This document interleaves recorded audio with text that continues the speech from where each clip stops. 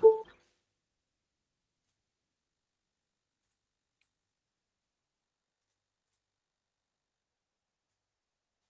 everyone. Thanks for joining. Today is going to be a presentation on TypeScript from the ground up. So this is part one. It's a foundational starting point of this series that I'm going to be presenting.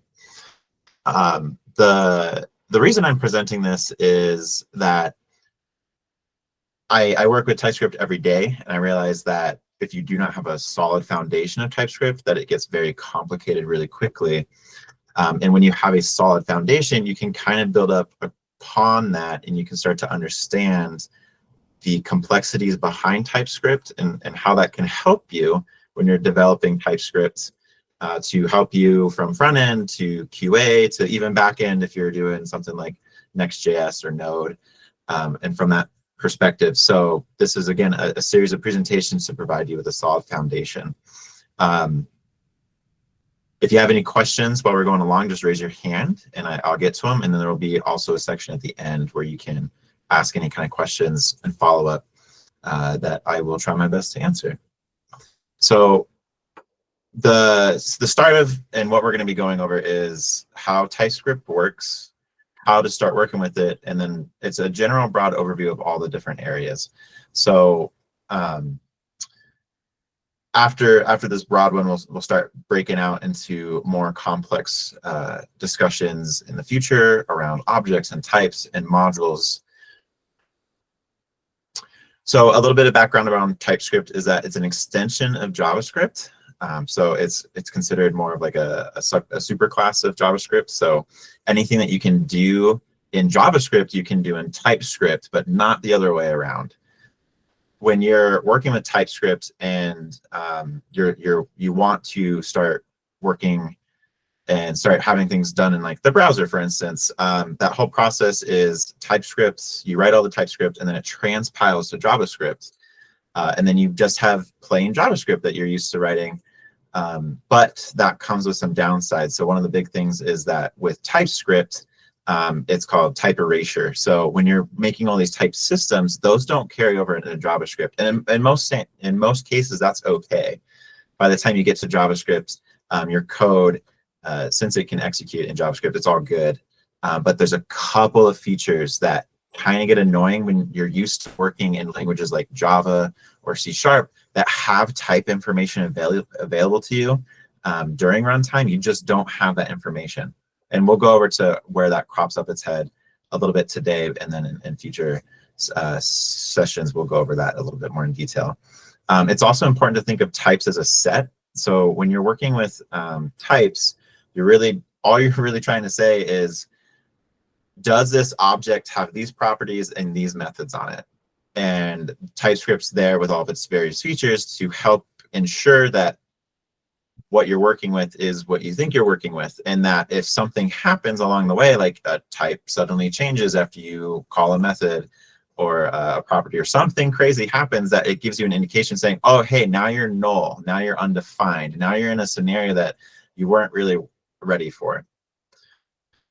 Today, as I explain some of the concepts, I'll also be having a little bit of code along the side, so you can see, oh, this is how it works in TypeScript, and oh, this is what it turns into in the JavaScript side. To do that, I'll be working in VS Code, I'll be using NPM and TypeScript. Those are the three things you need, and you can use any IDE. It doesn't need to be VS Code, but that's what we'll use today. These are the three things that you need to produce JavaScript from TypeScript. It's a simple pipeline that can get a little bit more complicated as you start working with front-end frameworks or any framework, really. So let's start with what we're used to seeing, the common primitive types in JavaScript, and that would be plain old string, numbers, and booleans. By having these common types, we can start to work with variables and start to say, hey, I want to ensure that what I'm working with is a string, a number, and a boolean as I start passing them around. So when we look at a simple example, like the following.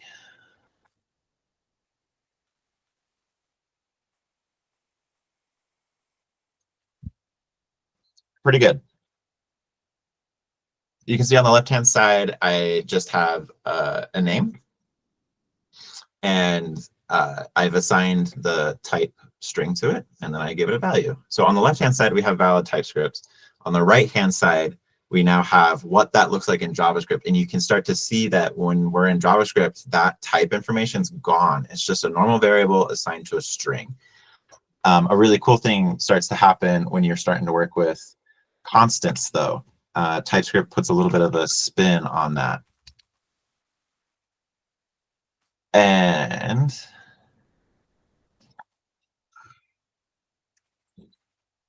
there we go. There's a collision. When you give it something and you say, hey, I have a constant and I'm going to assign it a value, if you don't assign it a type, it actually becomes a literal typing. So now const is the string literally Drew. It is not any other string. It is not Mitch. It's not Ackerman. It's not Smokey Mooney, anything. It is Drew and only Drew. And that can be really helpful in something that we'll visit a little bit later on. But as soon as you give it some typing information, what happens is the value now becomes not just Drew, but possibly any string. And that's due to taking something and assigning something that's a very narrow type and saying, I know I'm assigning you a really specific string, but actually just new name can be any string. It can be any string at all. I don't care. So that's a little bit of a taste of narrowness and how that comes about. When we're also talking about these primitive types, we're also trying to make sure that we don't use JavaScript's wrapper types or box types. So something like this, where we have just a standard string type, like we said, and then we have the box type, which is a capital case string.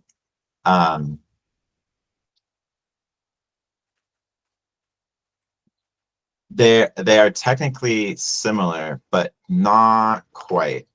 And they become not similar when we start to do assignment operations. So if we did just a quick console log of string and then technically, sorry, you'd say, well, no, this works. And we can run this.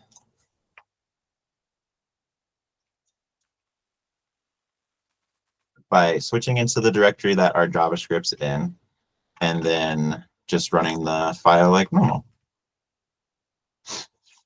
And so these aren't equivalent because the values aren't equivalent. But if we make the value equivalent,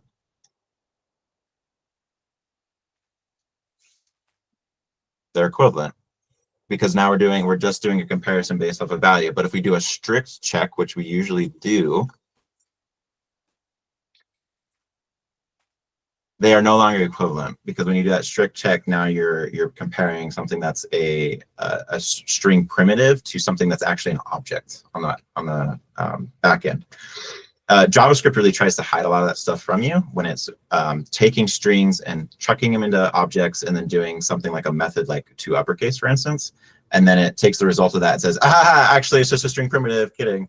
And so it's really important to, when you're using these primitive values, to really focus on the primitives rather than the boxed. So again, lowercase string, lowercase number, lowercase boolean, all those are great. The next thing that we'll look at is the any type. So any type is really cool in the fact that it turns off type checking. So that's great and not great at the same time. When we're using a type system, we usually want it to ensure that we do have a type system in place, rather than saying, actually, you know what, just please turn off all your type checking. I know what I'm doing. I don't need you to have all these red squigglies everywhere. So that's usually a bad thing. It's bad when it's an implicit any. When you're trying to use a method that maybe you don't have control over, it's another library, and it throws back an any at you, that's not very helpful. You don't get any, well, what properties does this thing have? What methods does this have? When you're explicitly defining something as any, when you have control of it yourself, it's okay. But it's usually it's definitely a sign of you're not quite sure how to get what you want, so you're just going to make it what you want it to be. And we can show an example really quickly right there. When we take also away and just say, well, that's not going to work, equals 10. So when we have 10, we actually have some type information around it. It knows it's a number. Really cool. But if we assign it an any, we have no idea what this is. But if we had something and we have that typing information, like it's a number, we'll get a little bit of type hints around the things that we can do. You know, TypeScript knows, oh, we're working with a number. Here's are some methods that are available to the number object. And I think that'll come back to your question before. Sorry, Jen. There's a question in the chat from Drew Peltier. When would you want to use a box type instead of a primitive? You basically never want to use a box type over a primitive. They're really difficult to handle. A lot of those special cases come up when you are thinking, oh, I'm just going to compare a number. And then you go to your box type and you're comparing two box types and they're not the same because they're completely different objects, even if they have the same value underneath.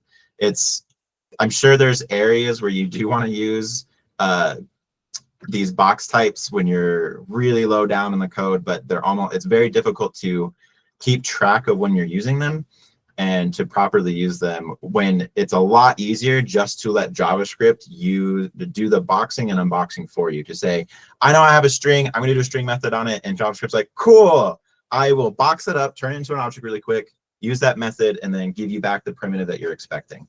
So that's my recommendation, is just don't use box types when the primitives are a lot easier to, one, instantiate. It's less code because you don't have to write new, and using the instantiation, and you can just use the primitives. The reason that JavaScript has box types, it goes back to the foundational creation of JavaScript and trying to make it look a lot like Java and be very object oriented, and this is how we're going to create new strings and new objects. It's just not used in modern JavaScript very often, and for good reason, because it's less code for us to think about or manage. Thanks. So if we go back to looking at any's, we have this information to us when we have this type information, so like number here. But if I change this to any, you'll see that I have nothing. It has no idea what the type of this is. I've basically overridden the typing system and said, just let me handle it. Don't give me an error, because you could really write anything. It's like, oh, that's awesome. Best method I've ever seen on a variable. Thank you very much. And it won't give you that type checking ability. So it's usually a sign of something's gone really wrong, or you're really just trying to prototype something really quickly and you'll come back and you'll fix it later. But don't use implicit or these explicit any's as much as you can. And there's even TypeScript compiler settings, configuration settings that you can make to say, if this is ever used, please just throw an error and make me go back and fix it. And I do recommend turning that setting on in your TypeScript configuration file. So if we move on from any types, now we start getting into just a little quick part on less common types that we're probably not used to seeing or using with, is big integers were introduced in JavaScript 2020. And that was just to give us access to really big numbers. And so that's really cool. And then symbols were introduced back in ECMAScript 2015. And those aren't used very often, but they're really neat. And they do allow you to do some overriding of common object methods and properties, because then you can refer to that method rather than having to use like a string or array access.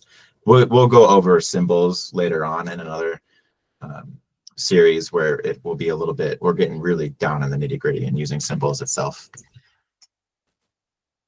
So we can talk about arrays now. Arrays, like you're used to, just a series of values. What's really interesting about JavaScript is it does not care if they're all the same value. We're used to using arrays and working with them and saying, this is an array of strings, this is an array of numbers. JavaScript's like, put whatever you want in there. So to define that kind of information for TypeScript is pretty simple. You can either just add square brackets to the end of the type, just like the number and then the square brackets is showing it. That's how you would define, hey, the following variable is going to be a number array. It's going to be an array of numbers. Or you can use the array and then the bracket syntax, which is the way to define generics. So you're saying, hey, this is an array. The type of the array is going to be numbers. So it's really neat when you're explicitly defining something. But what's even cooler is that TypeScript can define the typing for you based off of what you give it in the array. It can usually figure out, oh, you put a string value in here, you put a number and value in here. I'm going to assume that your array's type is it's a bunch of strings and numbers. How's that sound? And you can be like, that's awesome. What's important to understand when you're working with arrays is that the syntax doesn't matter. So if I wanted to type this myself, I could say this is both a number, just like it said, or a string, and then it's an array, and it's all good. This syntax is fine. I would suggest when you're starting to use complex typings to look at the array generic functionality, because it's a lot easier to say this is a grouping of my types. When you use the other syntax, it's very easy to do the following. Oops. Ooh. And say, haha, this is my number and string arrays. And it's like, no, it's not. What you've defined is my array can either be a number or it can be a bunch of strings, but it can't be an array of numbers and strings.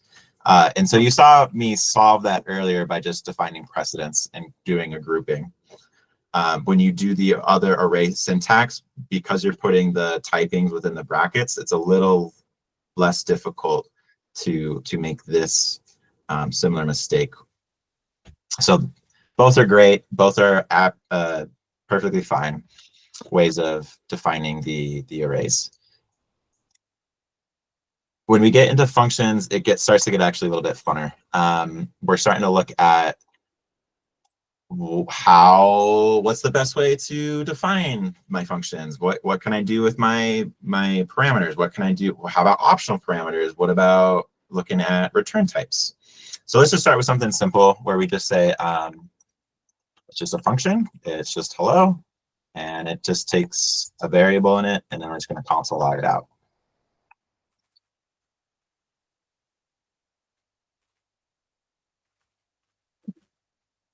Oops. So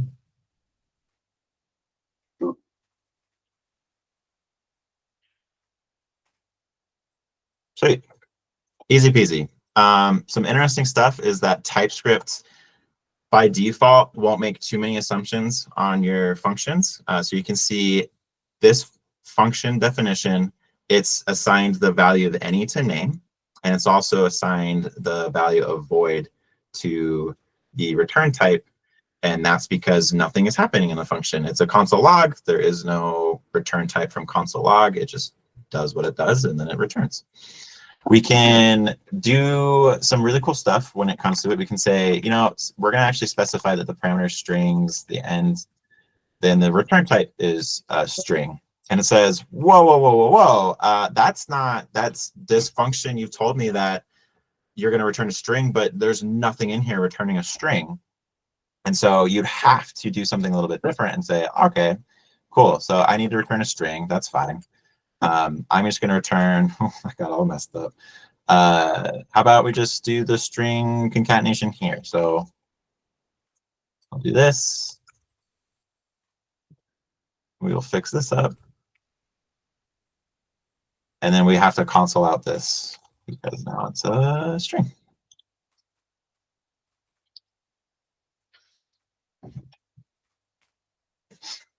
Sweet. So we're back to it. So we made a function that takes in a string and returns a string. What happens if we took out the return type? It knows it's a string. It knows you return something that's going to return a string. And so I'm going to assume that this function returns a string, and it indeed does. And so you can get some of this implicit type checking, which is super helpful.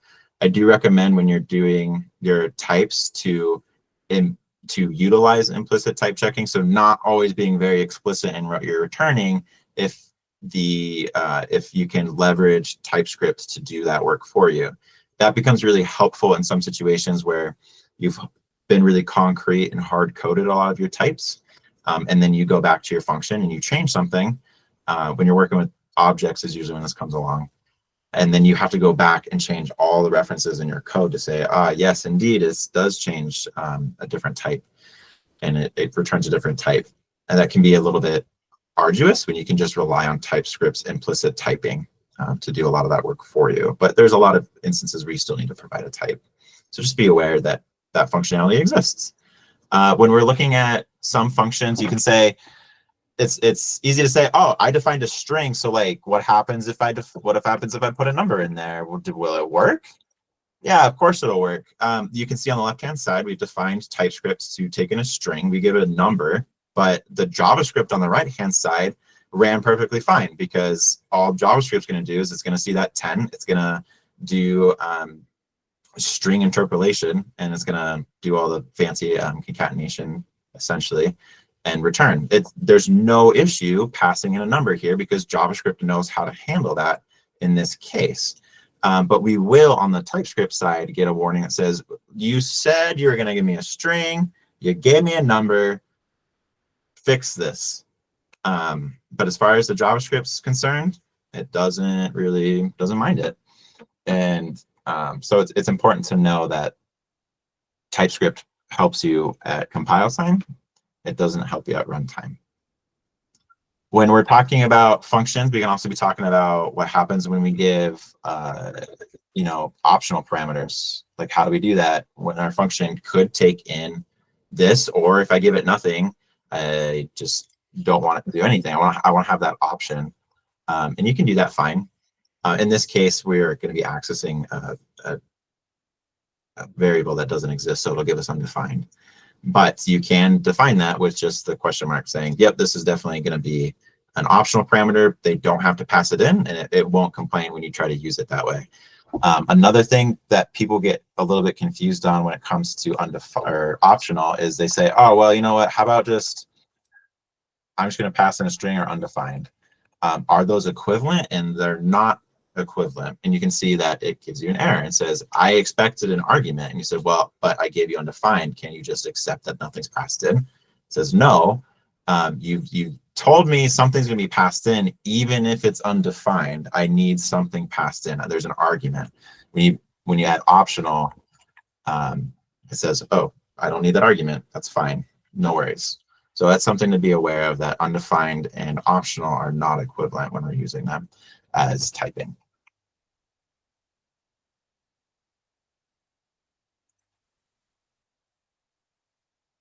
So anonymous functions are used often. They're used often when they're in like for eaches or mapping, when we have an array of something and then we want to just go over each entry in that array. TypeScript is usually smart enough to figure it out. It knows, I know the type of this array. So if the type of the array is strings, then I know that when I'm iterating over the array, every single parameter in this anonymous function is going to be a string. It gets a little bit more complicated when you have mixed typings, and that usually then we'll cover what happens when you have mixed typings. But TypeScript's smart enough to know this, and so rely on that anonymous functionality to say it can determine the functionality. So I'm not going to be really explicit in my typing. If, for instance, you really did want to be explicit in this typing, you can do casting of the name variable. You could say this is definitely a string, and TypeScript will be very happy and say, it's a string. No worries. So it handles anonymous functions pretty well. When we get into objects, things get more complicated, and this is where it starts to get a little bit exciting, and the real strength of TypeScript shows, because TypeScript was there to provide typing information for these large JavaScript libraries to say, if you give me this object, this class, I now know what it's going to return. I now know what it's going to do. I have the properties and the methods of it. So when we're talking about objects, we're talking about a collection of properties and methods. That includes the optional properties, and then there's a little bit of behavior for protecting around undefined that we'll talk about. You can define objects pretty easily without any kind of typing. So I can just say, hey, this object is going to be, it's going to have a name field, and that's going to be a string. And then TypeScript will say, you gave me an object and you are missing the property name. It does not have the property name. Please give me a property name. And as soon as you give it a name, it's good. It says, aha, I now know what this is. It is an object. It also contains a name. That name's type is string. We are good to go. It matches. I'm very happy. If you gave it something else, even a property called color, then it's going to be upset because it's going to say, hey, color doesn't exist on this type. Only names exist. I don't know what a color is on this object. Please address this issue. So you can assign typings to any object at any time. And so this is super cool and super helpful. And even gets better when you have different objects.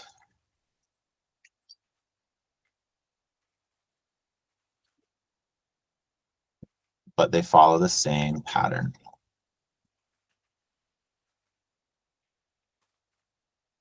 Are they equivalent? Are A and B equivalent?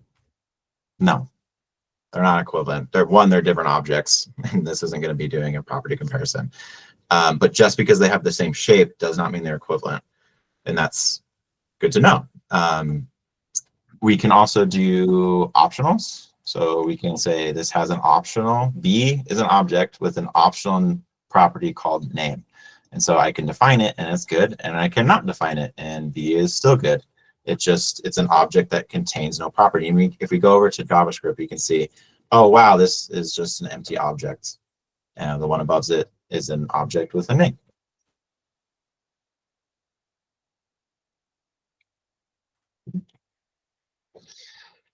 Now we start getting into types and interfaces, and really the main part of types and interfaces is to take the definition of that object and to define it once and then be able to use it everywhere. Some of the key differences between types and interfaces is that types are just a name. They're an alias for a object definition like we did earlier. And types can extend interfaces so that you can define 10 interfaces if you wanted to, and then you could say this type extends these interfaces, and then the type has all the properties of that interface. Interfaces are similar to types, and they can be extended upon with a different syntax. But the crucial part of interfaces is something called declaration merging, which we'll get to far later.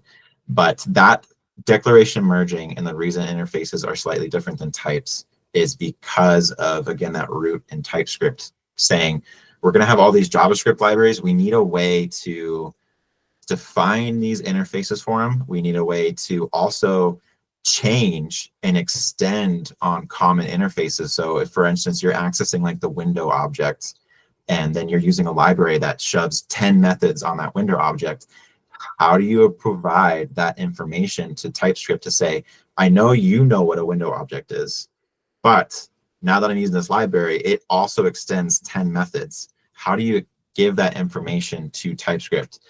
And interfaces is the main way to do that because of declaration merging. And I'll show you an example of declaration merging now. Let's see. So when we go back to this, save that. So let's say we had an interface called fish somewhere, right? And all fishes have names. And then another library comes in and says, yes, I like your fish. That's pretty cool, but I want to add an extra property to that. And I want to say, my fish, though, is evil. Sweet. So what happens if I make a fish object? Just a goldfish.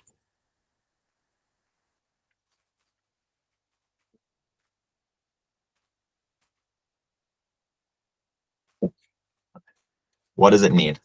And it says it needs both a name and it needs to be, it has to have some sort of evilness to it, whether it is or isn't. That's right there. That's declaration merging. It looks pretty simple when everything's defined in the same file. It's really mostly about scoping with namespaces and modules, but that's the general idea. I've defined an interface. I defined that interface with the same name again, and then TypeScript in the background says, aha, they're both fishes. I'll smash it all together and I'll make all fish be evil and all have names. So that's declaration merging. Super powerful interfaces, but you can't do that with typing. What you can do with typing though is you can do really fun stuff like this. You can say, I have a type and it's a bunch of fruit names and it's just a string. Just a string. So if I go here and I say I have a constant and it's an apple, it's a fruit name, what values do you think I can assign to it? The answer would be strings. Fruit names they're nothing. Fruit names are just an alias, just another reference to the actual type that I was referencing, which is strings. So I could really apply anything. I could do dog, and it's perfectly fine. It knows that it's a dog. When you do this aliasing though, TypeScript is going to be a little bit more less narrowed down. You know how earlier if we assigned a string to a constant and we didn't apply a typing, TypeScript is really great at saying, haha, this is only dogs, but it now has to open that scope and say, I'm just going to say it's a string, and you alias it as fruit names, which is really a string, so strings it is. You say, well, what's the point of that? Why would I want to alias something as strings and just rename it as fruit names? Why would I want to have, I said, why not just say strings? In this instance, you don't get any kind of additional type checking, but you do get context. So you could say and make a function that takes in fruit names, which is just strings. But when I'm using that function later on down the road, I know, oh, that's right, I got to provide a fruit name. So if I'm coding and all I got is a bunch of pet names, no, that doesn't work. So I've messed up somewhere. So you give a little bit more context to the developer that way. So that's the most basic type aliases that you can do, but super helpful in that instance for the additional context. When we get to actual typings though, we use the type keyword and then we just use a name like animal, and then we assign it a type, which is just a collection of properties and methods, mostly just properties. So in this instance, we have an animal, they have names, easy, right? So const dog equals animal equals Steve.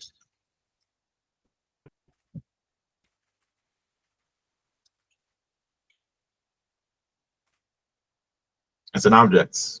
It has a name. That name's value is Steve. So we can start with something really easy like that, or we can even extend on it and say something like elephants are animals, and they also have a size, which is also a string. And so when I'm looking at this dog and it's an animal, it satisfies the condition that it needs to have a name property. But when I change it to elephant, it no longer satisfies all the properties it needs to have. It only has a name, and it's saying we're missing size. So let's give the size extra large. And when we print it out, those are the two properties that we have. So that one's pretty nice and simple. We just extend with a special character, which is this. If we had an interface though, let's change this to an interface. So we said interfaces are animals. Interfaces are a little bit different syntax. You're not assigning it to an object. You're not making that aliasing. But what's really cool about interfaces is that you do get something like, you can extend it.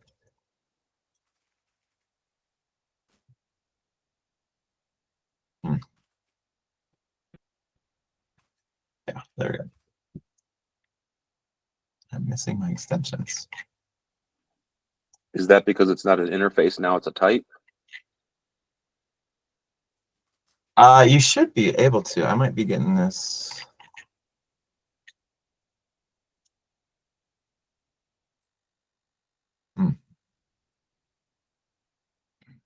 Missing syntax somewhere. Doesn't elephant need to be an interface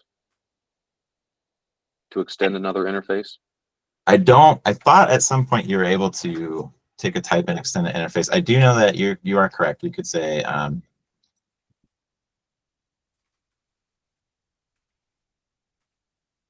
yes, you can do that. And then it has the like, I don't know, like color.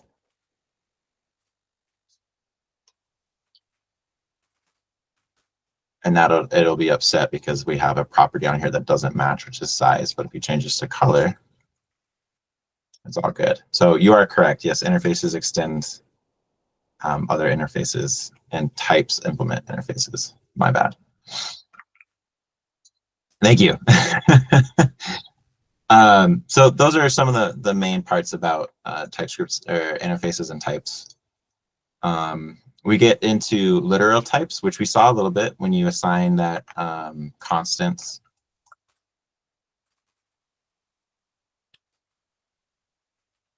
equals 10. You do get something that's a literal type, and literal types by themselves don't seem very helpful. Okay, it's a 10. What am I supposed to do? Like, okay, fine, whatever. It's still a number. As far as JavaScript's concerned, it's still a number.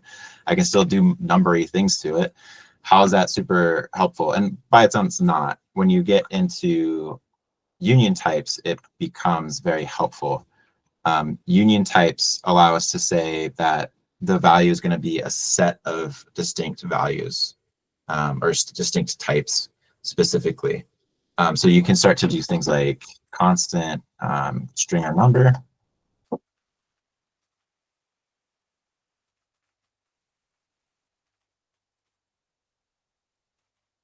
It's all good. It's like, yep, that's a string, and it sure is a string or a number. How about number?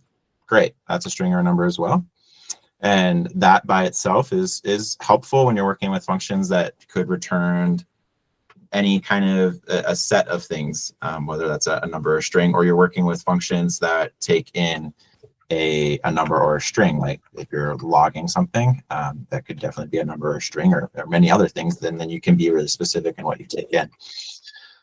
You can also start to get into unions that have specific values. So you start getting into things like if you wanted to be just define like a simple kind of like an enumeration, but a little bit different. So you could say, hey, I have a bunch of seasons, and they can only be these values of spring, summer, fall, or winter.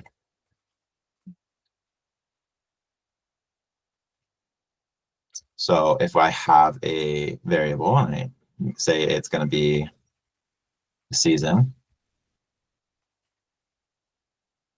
what are my values that I can use? Typescript and the IDE both together, working together, say, well, it's this type with these specific values. So you can assign it fall, spring, summer, winter, and you can get a little bit of type checking or auto completion with that. And that's super great. If you try to assign it something that's not in that union, it gives you a warning, says, what you gave me is not even close to the values that I want you to have. So please try again. You can also do the same thing with numbers. Any specific value, numbers, really specific objects, or strings, all of those can be seen and used in this way to provide you a little bit of enumeration possibilities. You can also do a union of different types. So you could say magic number 42. All good. Pretty helpful as well. especially when you're starting to define really specific values for, again, functions, is usually when it comes into place to say, someone's going to use my function. It needs to be one of these 4 values. It can't be anything else. You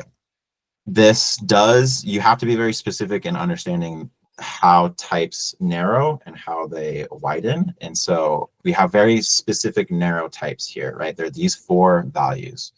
But if we say, I really want someone to be able to pass in any kind of number that they want. So I'm going to say it can be these 4 values, or it can be string. Well, that's not working exactly how you'd want it to. What it's going to do is say, I know these values can be really specific in these 4 values, but then I have something that's saying, or then it can be any string. So I just need to say that it's any string at this point, and it won't give you that auto completion.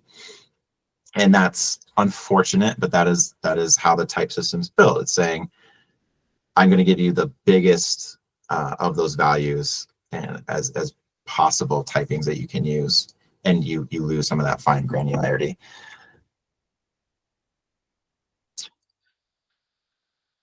This can also help you get around some polymorphism issues. When you're doing functions that can take in multiple values, you can do like a concatenation function, and you can say, hey, I'm gonna have this function if you give me a value that is either a number or a string, then I'm good to go. I can handle those 2 values, right? So just return. What's the string concatenation one?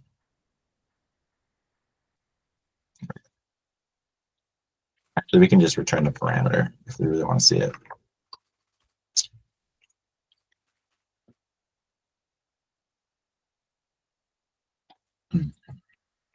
Let's actually cast it. That'll work.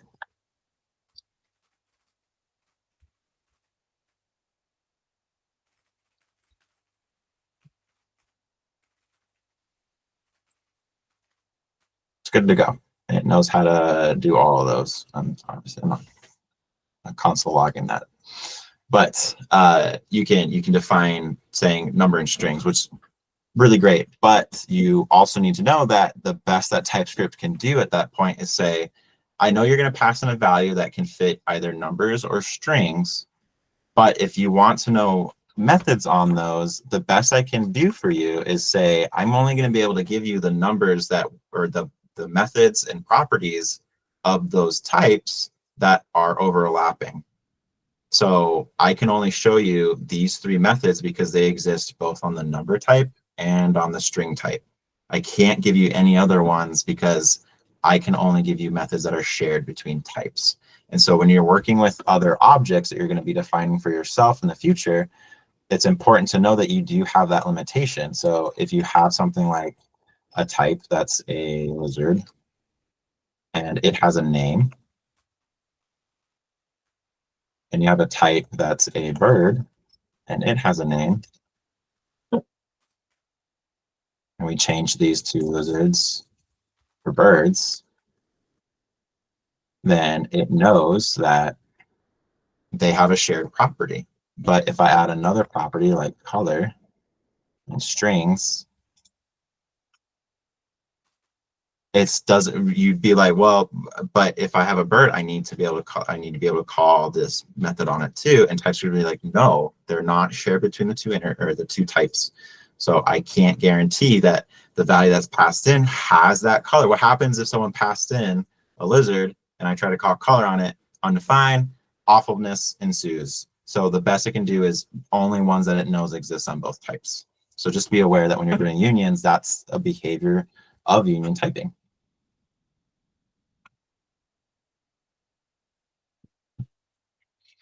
We can get into a little bit of null and defined. The behavior of null and defined changes depending on the compiler setting that you have active.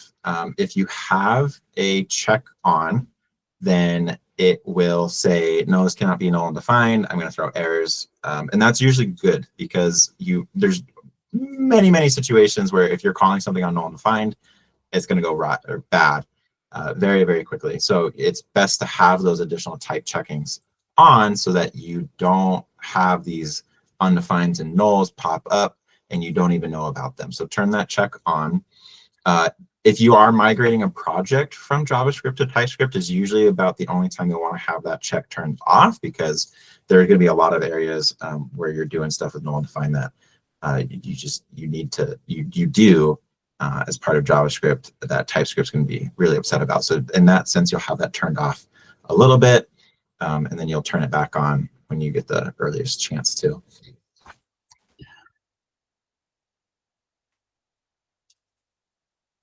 I think I covered a big selection of everything. We talked about any and arrays and the common primitive types, and we talked about functions and interfaces and types and null undefined and objects. We kind of covered a little bit of everything. It's a pretty shallow view, but it's a very broad view of TypeScript and some of the functionality it has just right now. The future sessions will be deep dives into other areas. Are there any questions that I can answer on what we covered today, or anything that you'd want to just have maybe a discussion on in the future? I'm more than happy to write that down and include it in the session in the future. So thank you so much for attending. I really appreciate the opportunity for your time. And please, yes, are there any questions? Sorry.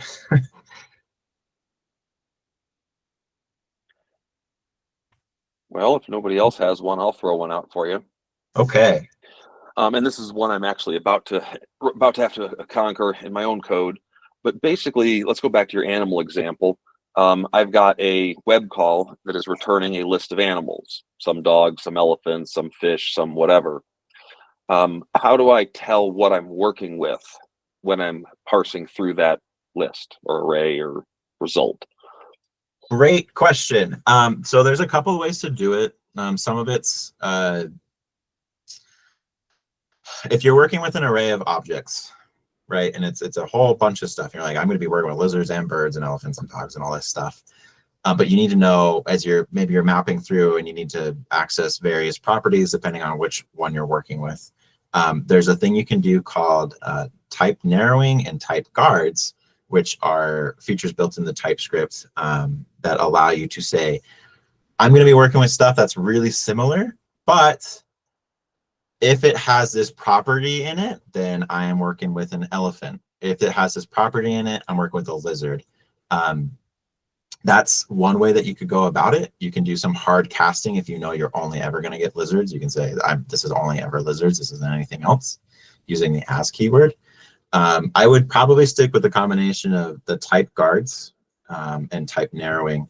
A common thing and something that's super frustrating when you're first getting into TypeScript is when we're working with things like types and objects in other languages like JavaScript and C#, we have a lot of that type information available to us. So if we have this collection of everything that is those lizards and dogs and so forth, we can say, what is the type of this thing? What is it? And then those languages will respond and say, dude, it's a lizard. And you'd be like, oh, good, I know what to do with lizards. I can work with that. In TypeScript, you don't have that feature because remember, this gets compiled over to JavaScript, and at that point, we've lost all the typing. So the best we can do when it comes to type checking is knowing if you ever do something like type of, right, which is a keyword on something, you only have a couple options: strings, numbers, arrays, booleans, undefined, null. I'm probably missing a couple, but that's it. You don't get these type aliased types. You don't get lizard and bird when you type check a lizard and a bird. So you need to start using those ways of differentiating them. A common way is to apply a property to that object. So something that's a differentiator. So when we have lizards and birds here, and we said, well, shoot, what am I working with at this point? Am I working with lizards or birds? We could say, I'm going to assign a variable called kind, and it's going to just say lizard. And this one will say bird.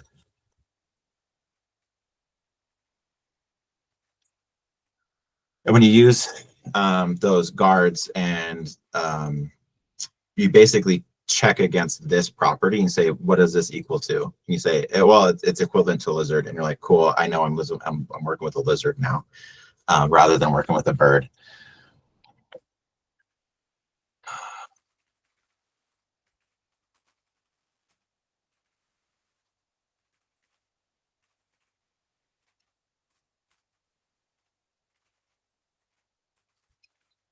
That's just going to be the name.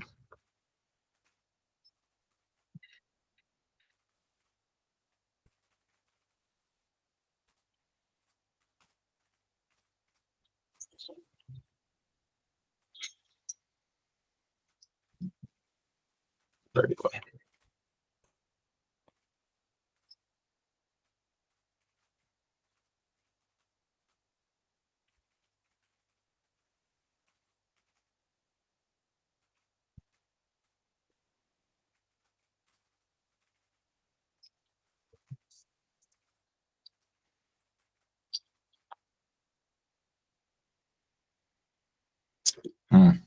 Spelling.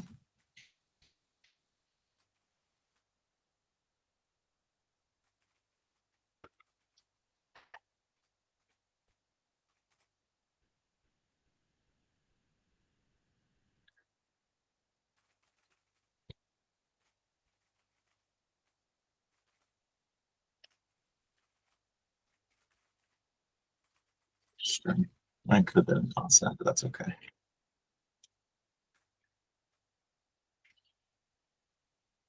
Let's see. Let's make this a lizard. Lizards and birds, lizards and birds. Should be a bunch of lizards and birds. It knows it's a bunch of lizards and birds because it can know the types of the variables you're assigning to it. So when you get into here, it knows animal is either a lizard or a bird. And you say, hey, my animal kind is equal to bird. And now it knows. And it says, if I'm accessing a property and it's equal to bird, I now know it's a bird. It's not a lizard. It has to be a bird. And that's how you start getting away. That's how you start getting around. That is one way to get around that problem. Does that help answer your question? Yeah, it does. Thanks. Of course. Thank you for asking. That's a great question. That is a great example of how to make the typing system work for you, even though it does have to have an additional property on your objects. You could also, if you have very separate objects that don't have any properties that overlap, you could always say, hey, if this object contains this property, then I know it's going to be a lizard or a bird. That's something slightly similar, and we'll go over the type guarding in another session too.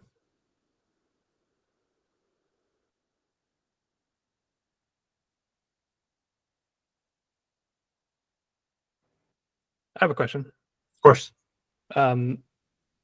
When you're building out a TypeScript project, should you be aiming to type everything, or is there some sort of balance that you should shoot for? That's a great question, and it's going to definitely depend on how complex your project is and how much additional context some of that typing can bring when you're working with methods that are complex. I would shoot for definitely having things that are unexpected. You definitely need to provide typings for your parameters because TypeScript doesn't know what those parameters types are. The best that TypeScript can do is figure out what the end results of something will be. So sometimes it's not always necessary or wanted to apply a typing to a function's output. Because TypeScript's pretty good at figuring out, if you're doing this and that, and it can actually follow through branches as well and say, well, if you take this branch, it's going to be this, and if you take this branch, it's going to be that. So the end result is a union of those two options if they're different, right? And saying, and figuring that out for you and letting that implicit typing appear is super helpful, but you do need to always provide them for parameters to give some of that typing information. One, when someone's working in that method again and comes back 5 years later and says, well, why is it taking this input and why is it taking in this input? Super helpful to have type information because you get a gleam and saying, well, they wanted numbers, so it must have to do something with numbers and not strings, right? So definitely aim for typings there. And then definitely provide typings when it comes to objects that have really well-known properties and methods, because that gives an idea of the shape of the kind of data that you're working with, so that someone doesn't accidentally use a function or a type, or you do something that they shouldn't be doing in that area because they're working with the wrong properties. They thought it was supposed to be this, and now they know it's this because they were looking at the types that you're expecting. A lot of context clues. a lot of additional information when they're developing. Oh, but you can see, like, for example, as I was talking about those for eaches and those anonymous functions, we have one here, right? We have animals. Cool. We know that's an array. We're going to iterate over it. In TypeScript, I didn't even have to provide types here. TypeScript already knew. You're working with an array of lizards and birds, so it's going to be lizards and birds. And it figured all that out for you, and you have that typing information available for you without having to do any of that typing. I would definitely recommend not putting additional typing here unless you really want to, or there's some contextual reason or benefit for doing it. All right. Thank you. Yeah, good question. Good question. Thank you for asking.